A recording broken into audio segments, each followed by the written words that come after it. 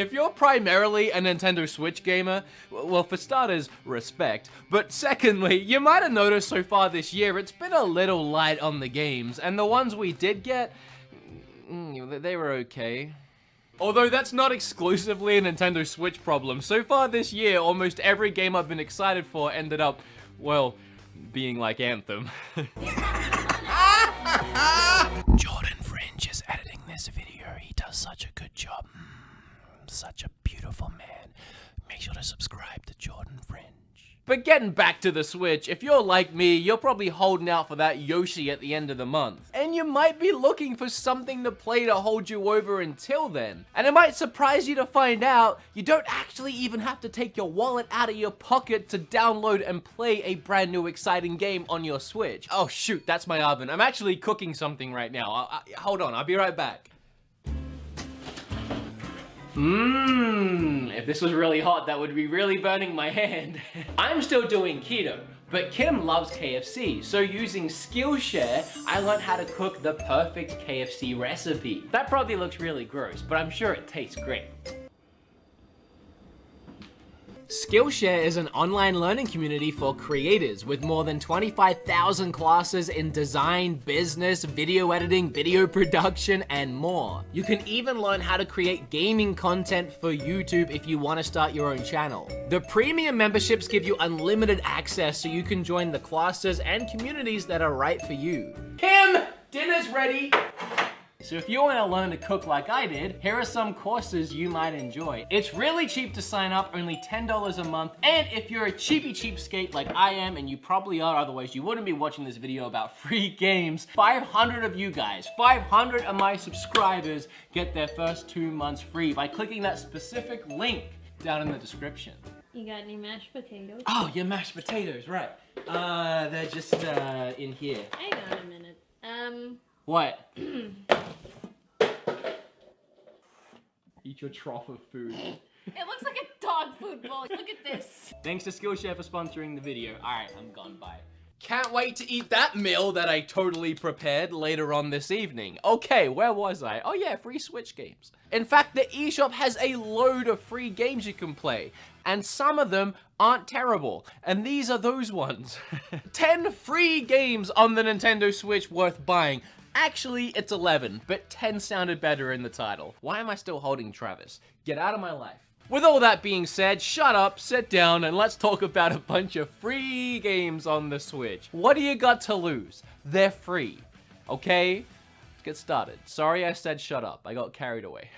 The first free game on the list today is Fortnite, and the next free game is Pokemon Quest. Can I breeze past it that quickly? I'll just say one thing about it. I'm not gonna talk about the game itself. Y'all know what Fortnite is, but it is a perfect example of something I wanted to bring up. Most of the games on this list today do not require you to spend any money in them to have fun. If you're looking to play one of these free games, your credit card will not need to go anywhere near the Switch at any point in time. It can. It definitely can. I mean, that's how these games survive. It's by other people pumping money into it, but that's not your problem. What other people do with their money is their problem. If they want to spend money on Fortnite, they can. If they want to spend money sending me fan mail, they can also do that. If they want to spend money on my Patreon, www.patreon.com/beatemups, they can do that too.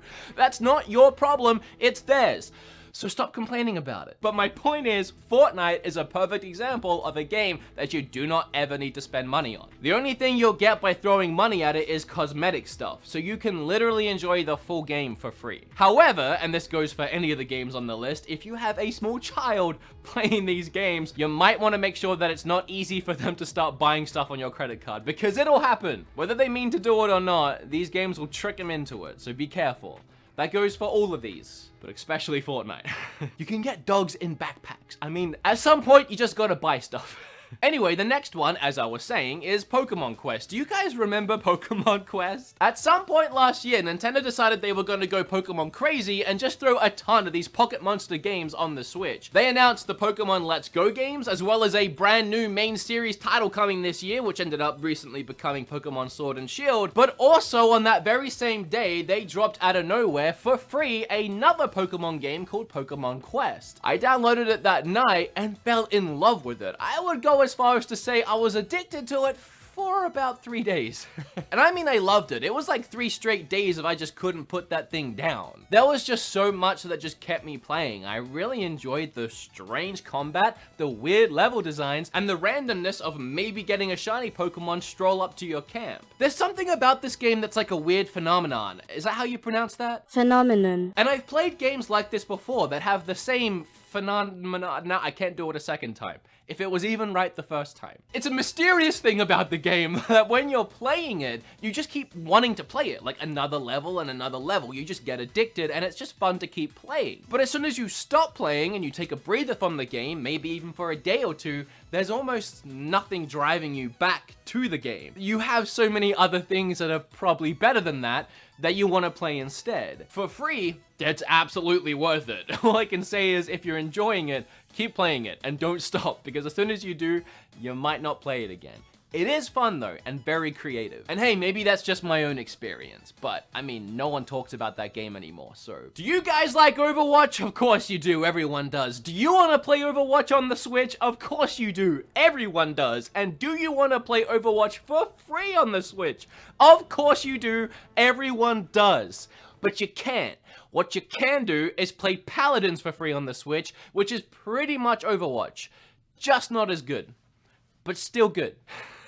No, in all seriousness, Paladins is a really, really fun game. You can actually buy the game for 30 bucks and you'll unlock all the characters and just everything that goes along with it, or you can just download it for free, have a few characters, and as you play, you unlock more. If you haven't played Paladins before, or Overwatch before, or a game like this before, this is the easiest way I can explain it. Assuming you've played a MOBA before, like League of Legends or Dota, and then you wrap it all in a very bright, bubbly, and cartoony skin with over-the-top, crazy, wacky characters, and you have a first-person shooter with a ton of different abilities and an ultimate ability that looks really cool and it's really fun to play. And unlike Pokemon Quest, this is a game you'll keep coming back to, assuming you enjoy it, which I do. It's easy to pick up and play a few rounds whenever you want, and it's always a fun time. It's the kind of game where even if your team is losing, you can still have fun. Of course, if you keep losing, it becomes not fun pretty quick, but you can still have fun. Oh, and while we're on the subject of MOBAs, I may as well talk about the next 2 games, the first of which being Smite. Now, recently I made an entire video about Smite because I really like the game, and I actually really like how that video turned out. I talked about my favorite things about the game, some of my favorite characters, and even broke down how to play the game. And I did that because the game is so convoluted with so many moving gears and parts, it takes a while to get your head around it and even learn some of the basics. So if this game does interest you, I would recommend going and checking out my video, which I'll leave in the description down below. But essentially, it's a MOBA, again like League of Legends and Dota, but played in third person. It's a really interesting concept, and again, I like it a lot. Obviously, it's free, or else it wouldn't be on this list, but you can also buy it, and it's the same deal as Paladins, where one way you have all the characters unlocked, and the other way you have to earn them. And we've gone from Pokemon Quest, a game that's a little addicting, but you might forget it, to Paladins, a game that's, you know, somewhere in the middle, you'll pick it up every now and then, to Smite, a game where you can easily spend hours and hours and hours just in one session, because each game can last about an hour, and you won't ever stop at just one game, and then you'll come back the next night, and the next night. If you think you can handle it, there's a ton of fun to be had in Smite for free. And the next free MOBA is Arena of Valor. Now, I haven't actually played this one. It looks like a more traditional MOBA, again, like the 2 that I keep mentioning, Dota and League of Legends, where it's more akin to a top-down strategy style game. And if you're into the more classic style MOBAs, Arena of Valor might be better for you than Smite. But what would I know because I haven't played it? I've just heard a lot of really great things, and it's free. So here it is. A new MOBA is a huge investment. It takes hours and hours and hours to learn the game and get good at it. So as much as I like the genre, I'm not ready to jump into Arena of Valor just yet. I don't have a week's worth of time just to practice. Now, I don't think I'm out of line to say if you have a Switch, you should have all 3 of these games. Mario Odyssey, Legend of Zelda Breath of the Wild, and Super Smash Bros. And I'll excuse you if you only have 2 of those 3, and if you only have 1 of those 3, I'll still acknowledge your existence if we're walking past each other on the street, but I will be subtly judging you in my mind and wondering what the heck is wrong with you. However, it's probably safe to say you most likely have Smash Bros. In your house, if you have a Switch. But if you're in the very unfortunate circumstance of not having that game and wanting that game, but you do have a Switch, well, you can play a light version of this game game for free, and that game's called Brawlhalla. And if you haven't seen this game before, I really don't have to describe it all that much because it's literally Smash Brothers. It's a Smash Brothers clone. Maybe hardcore Brawlhalla fans will fight me on that and point out all the subtle differences, but I played it. It's Smash Brothers. It wants to be Smash Brothers. It has its own personality for sure. It's a not as good Smash Brothers game, but it's free and it is good. I don't want to take that away from it. If Smash Brothers was never a thing and just Brawlhalla was, it would be a hit for sure. It's just Smash Brothers is a thing.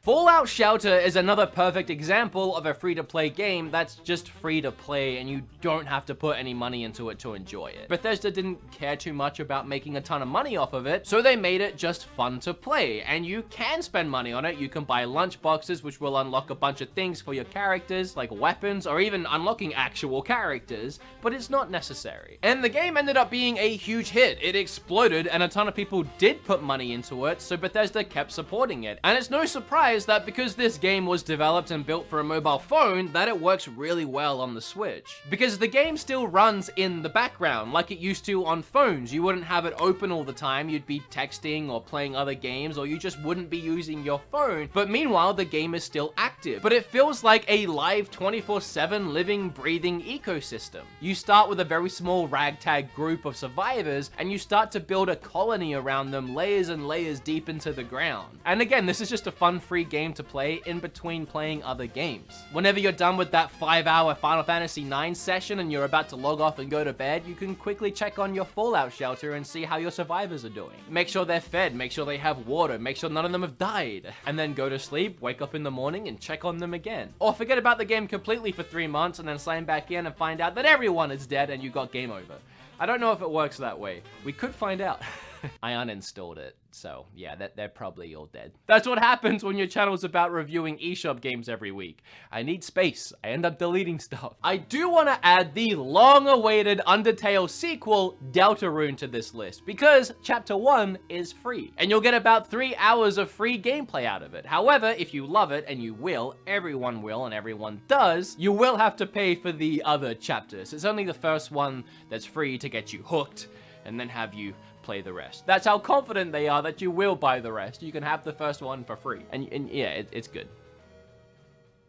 Obviously. The next free game blows my freaking mind, and that's Warframe. I made an entire video about this game. You can watch it down below if you want to find out all the reasons why it's so insane. But to summarize it, I still don't know how this game is on the Switch. It is such a huge, expansive, gorgeous looking game. It's one of those games that when you see it running on the Switch, it feels like a dream. Warframe is actually a teeny tiny little bit like Anthem, in the sense of you have like these Iron Man suits that have these crazy special abilities, and you kill a bunch of enemies. It's pretty much where the similarities finish, I guess. However, Warframe does have some really expansive open world areas where you can fly around.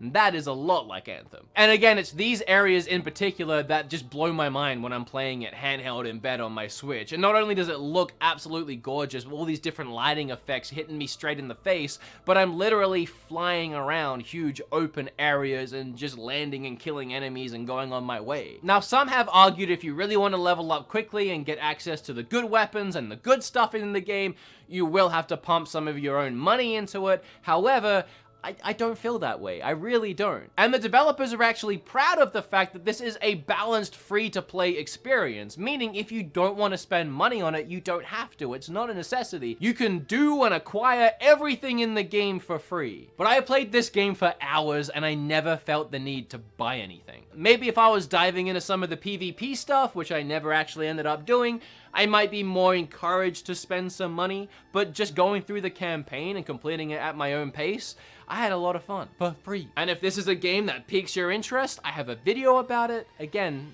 down below. The last two free games are actually like way more than 2 games technically, but you also kind of have to pay for it, but they are free. What do I mean by that?